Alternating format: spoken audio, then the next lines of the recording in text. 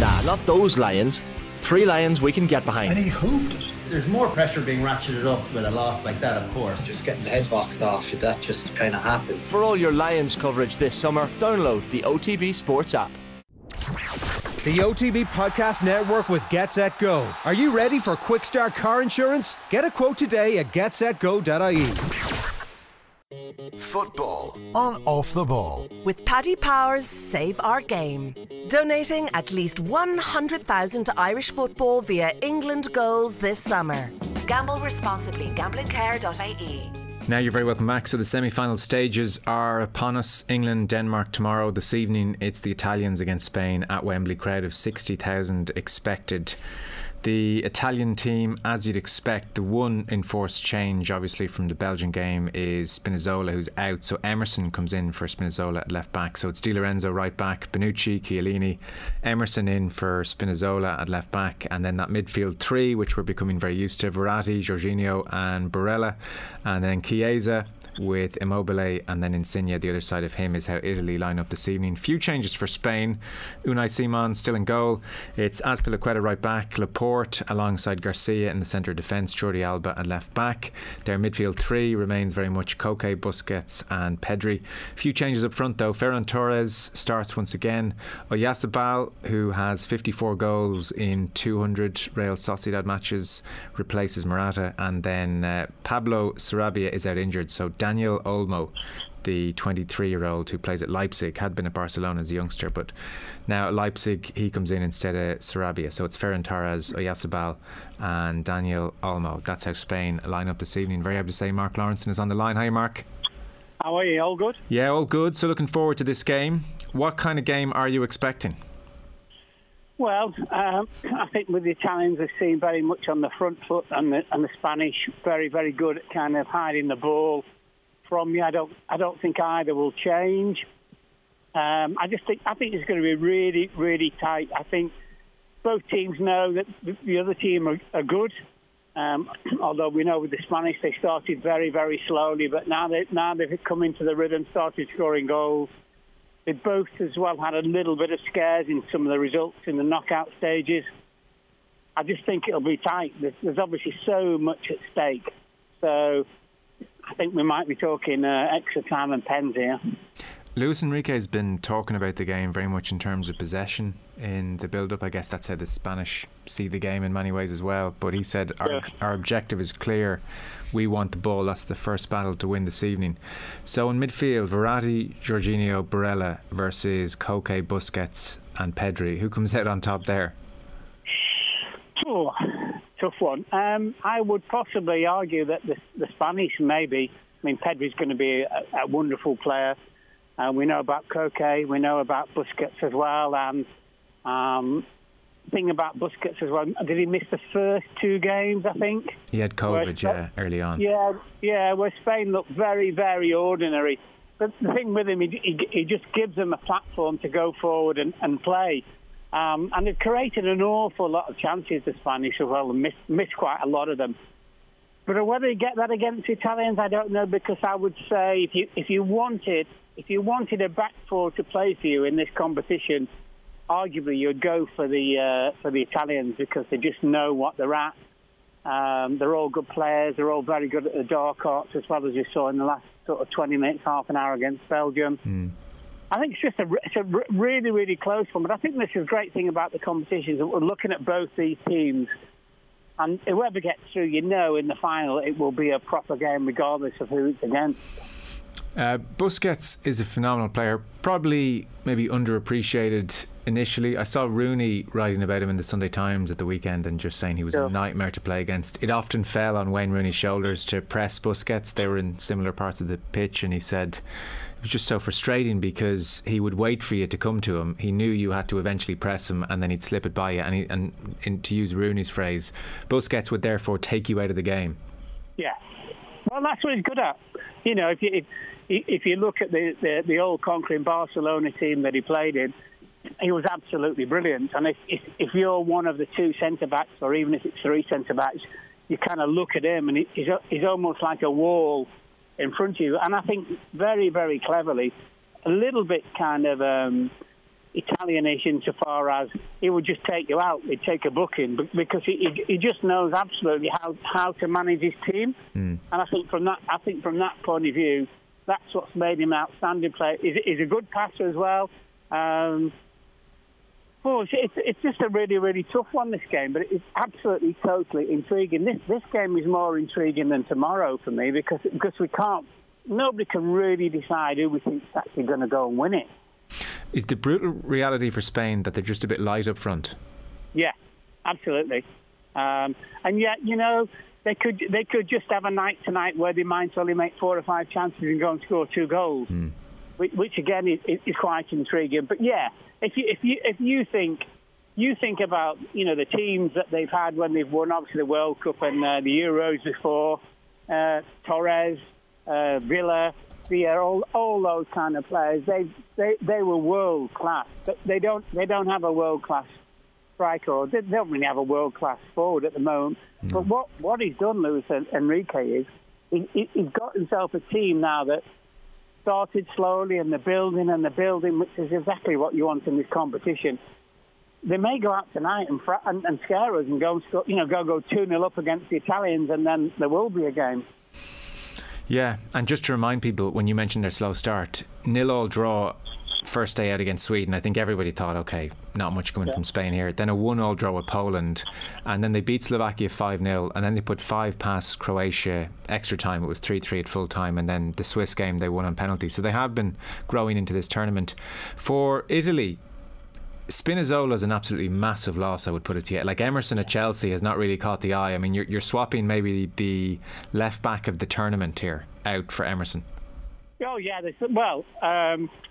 yeah, apart from the English supporters will say, hold on, they've got a fab left back as well, and he started to make all sorts of chances. But no, you're absolutely right. But it's not as good as he's has been. It's not a crucial position because you can get somebody to come in there and play, and obviously they maybe not be as good, but certainly be as solid defensively and basically pass it to players who can actually open up defences.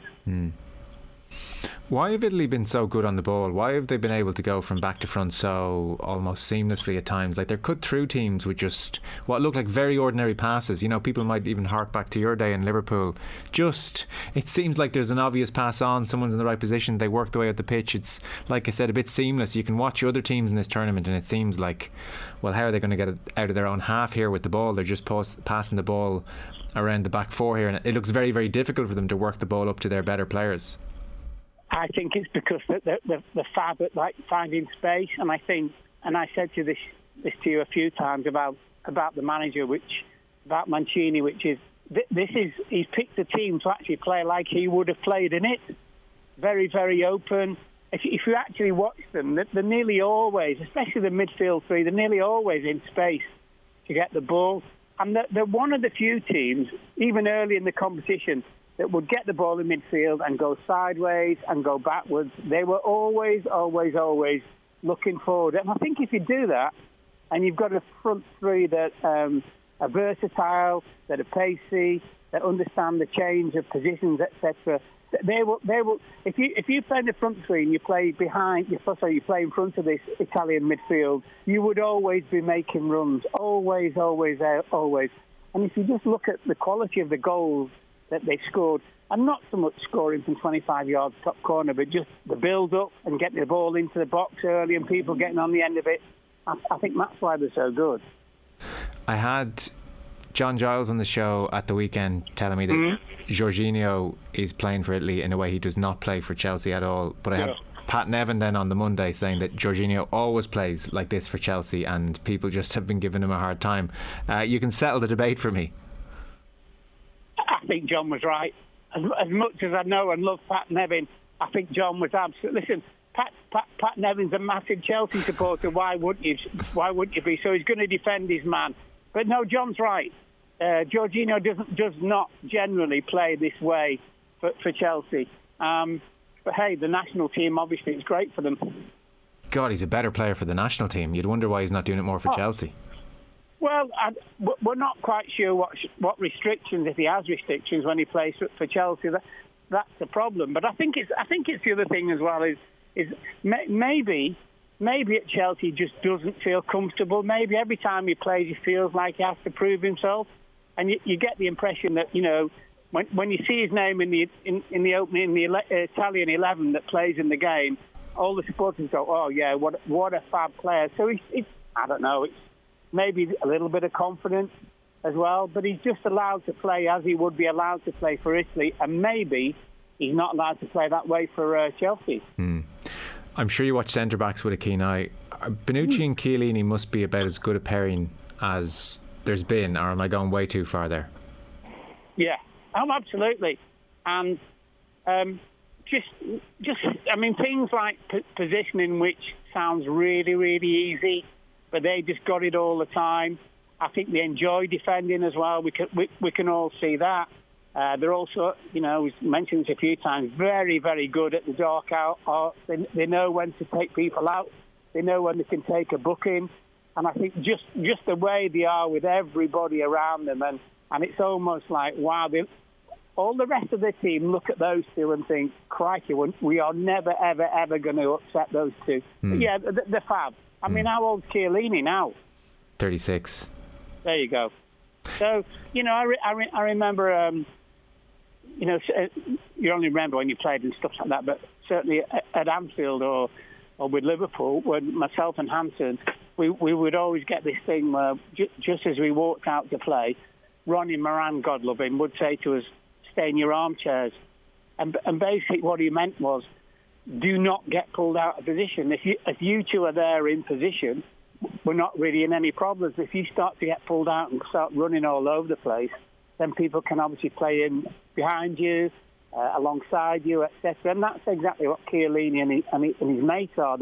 They're always there. So you've always got these two plus the goalkeeper and, you know, somebody in front of them just always in position. I think people look at it and maybe not see that it's just such an important thing, but it's an important thing all around the team.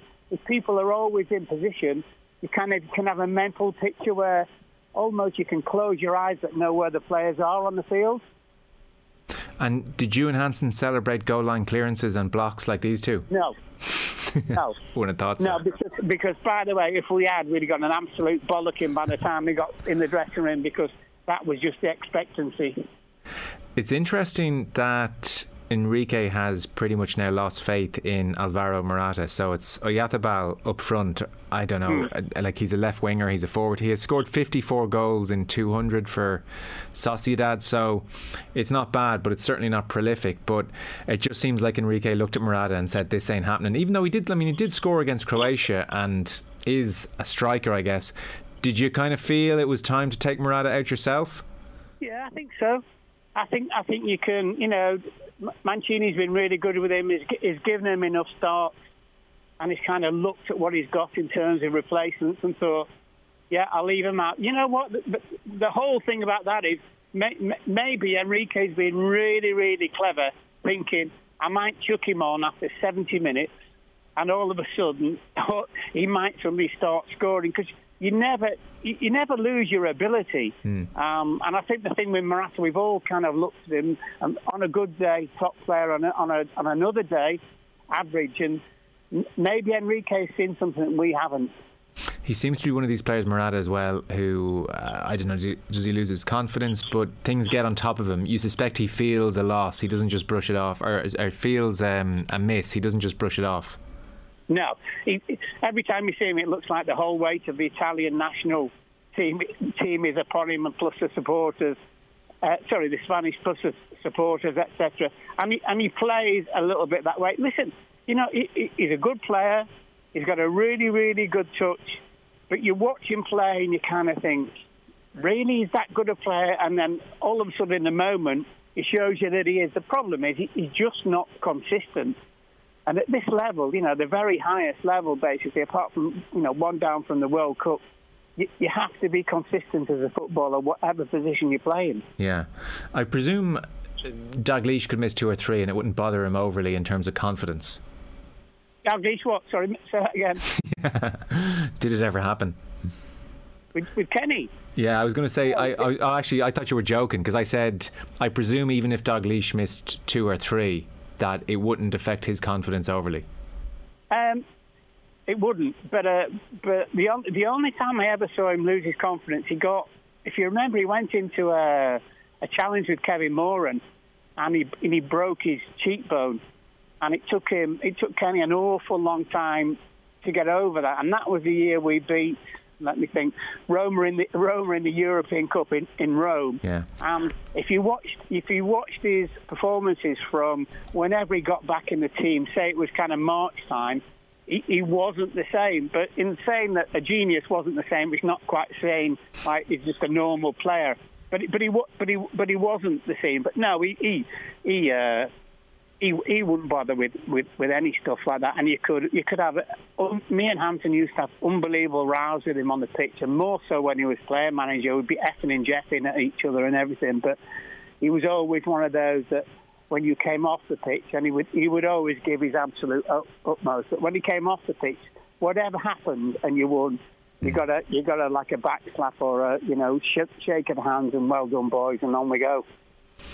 So, final word, you're pretty much putting this down as maybe a bit too close to call. You can see extra time, you can see penalties. This one's tricky. Yeah, but you know what?